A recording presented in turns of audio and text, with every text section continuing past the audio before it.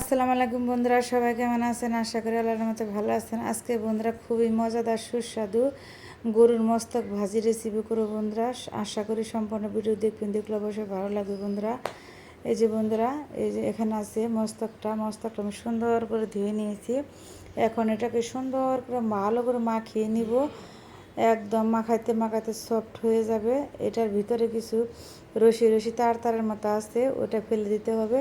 এটা মাখাইতে মাখাইতে হাতের মধ্যে এমনি চলে আসবে। এটা আমি এখন ফেলে দিয়ে এই যে রান্না করে মাখানি হয়ে গেছে। এখন দিয়ে দেবো আমি তেলের পরিমাণটা বন্ধুরা একটু বেশি দিতে হবে, যেহেতু এটা মস্তক ভাজি।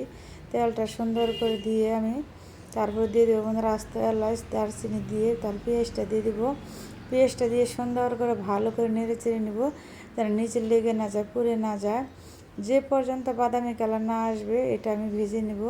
যখন দেখবো বাদামি কালার হয়ে গেছে তখন আর একটু দিয়ে দেবো বন্ধুরা আমি কাঁচামরিচ, যেহেতু মস্তক ভাজি এটা আমাদের বেশি মশলা দেওয়া যাবে না। কাঁচামরিচ পেঁয়াজটা একটু বেশি দিতে হবে। কাঁচামরিচটা দিয়ে সুন্দর করে ভালো করে আমি নেড়ে চেড়ে নেব।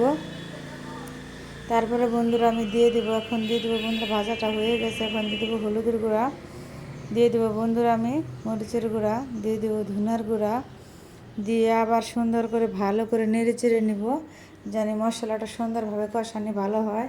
দিয়ে দেবো বন্ধুরা আমি আদা বাটা, রসুন বাটা, জিরা বাটা দিয়ে আমি সুন্দর করে ভালো করে নেড়ে চেড়ে নেব,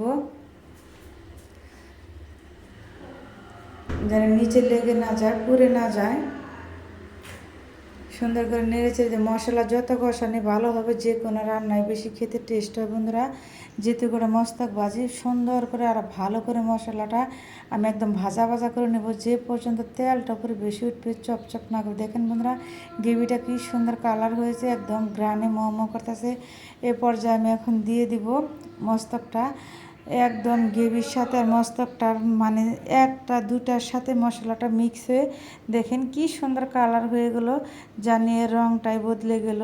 মস্তক ভাজি আর মশলার কালারের সাথে দুটা চেঞ্জ হয়ে রং পরিবর্তন হলো, আর দেখতে কত সুন্দর লোভনীয় লাগতেছে বন্ধুরা। এটা খেতেও খুবই মজা।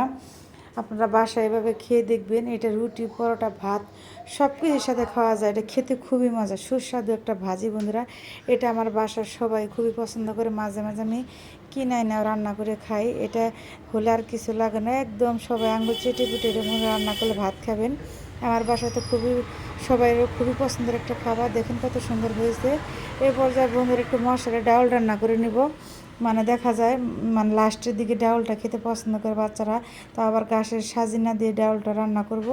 একদম সুন্দর করে ডাউলটা আমি যে কাঁচামরিচ পেঁয়াজ দিয়ে নিয়ে এখন আমি বাগার দিয়ে দেবো বন্ধুরা। লাস্টে ডাউলটা ভাত খেলে বন্ধুরা মুখে রুচি ফিরে আসে, স্বাদটা মানে মুখের মধ্যে লেগে থাকে, এরকম একটা মানে ডাউলের ঘ্রাণে বন্ধুরা কি বলবো।